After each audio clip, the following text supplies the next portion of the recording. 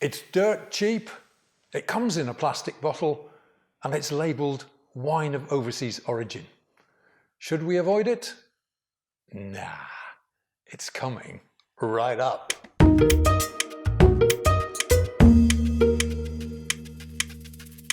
Hi guys, welcome to yet another edition of Big on Wine, the show which, as always, brings you news, clues and reviews.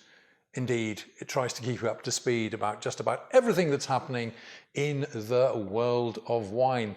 And my wine of the week for this week is indeed a wine in a plastic bottle, and it's this one here.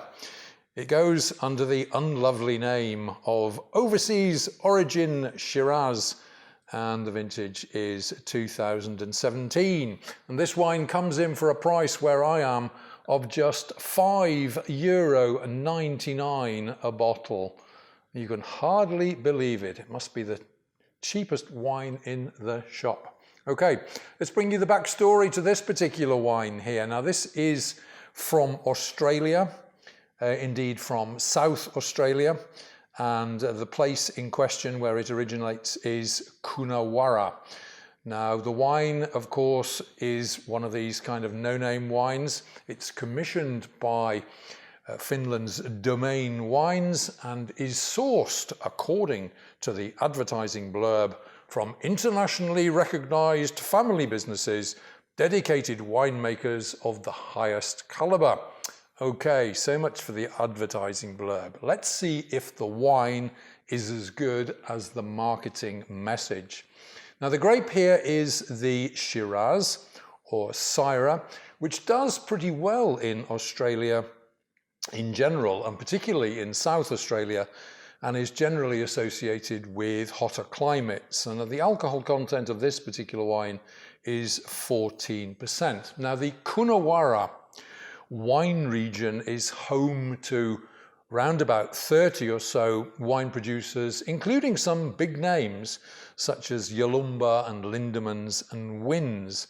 Coonawarra is right down in the southeastern corner of South Australia, almost 400 kilometres southeast of Adelaide and about, well over 400 kilometres west of Melbourne in the neighbouring state of Victoria. In other words, the location is fairly remote.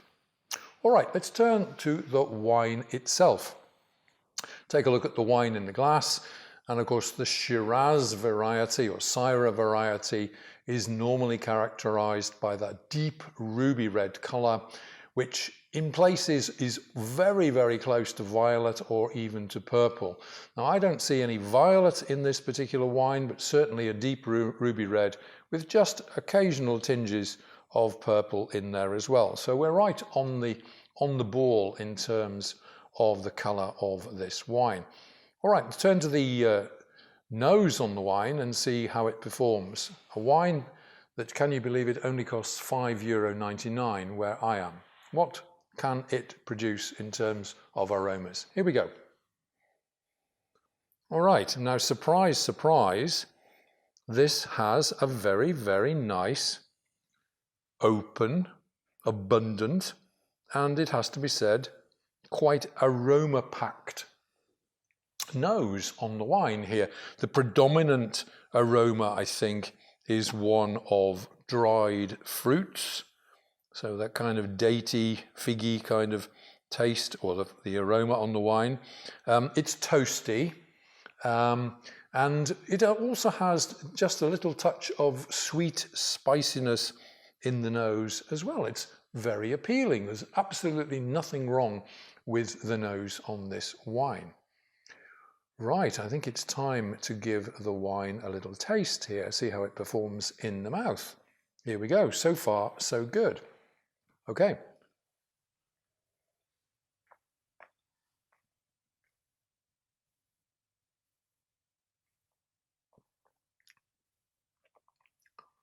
Now, I was prepared for the worst, and I was pleasantly surprised.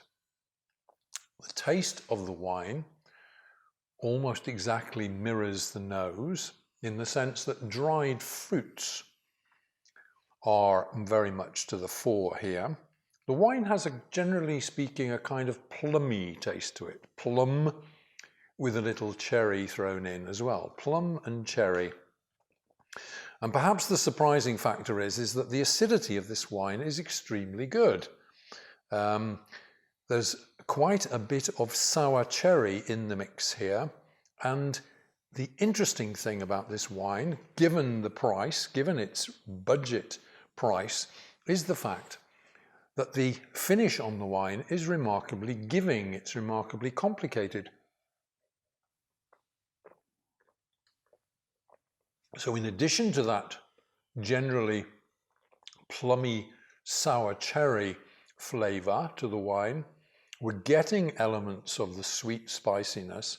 But in addition to that, this is the surprising thing, we're also getting a little touch of coffee or mocha in the finish on this wine.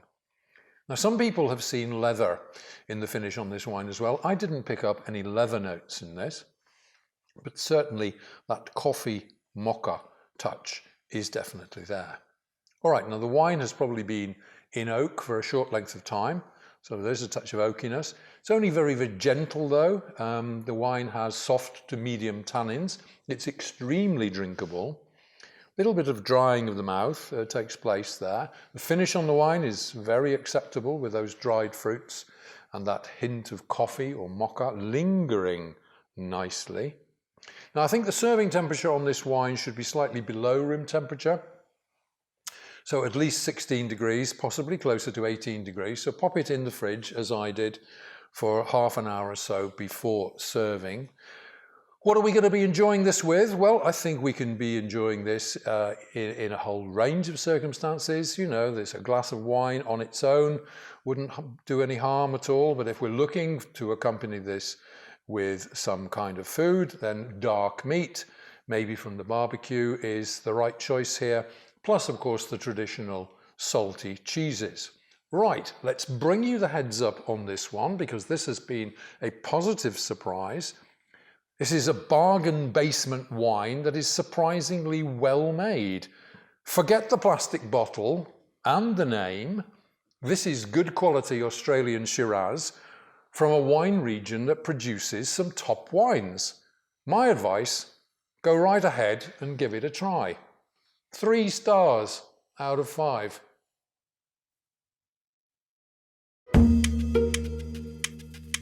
Okay folks, many thanks for tuning in and checking out this week's video. And of course this was a little introduction to an absolutely bargain basement offering from South Australia, overseas origin, but worth every cent of its $5.99 price.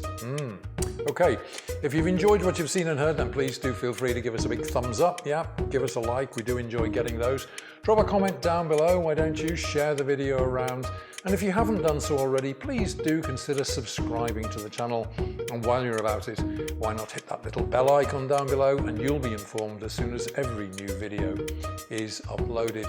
And naturally, I'll be back again next week with another great wine of the week for you. But until we meet again, this is Tony Melville signing off and saying, hey, take care out there, be good to each other, enjoy your wines, and cheers.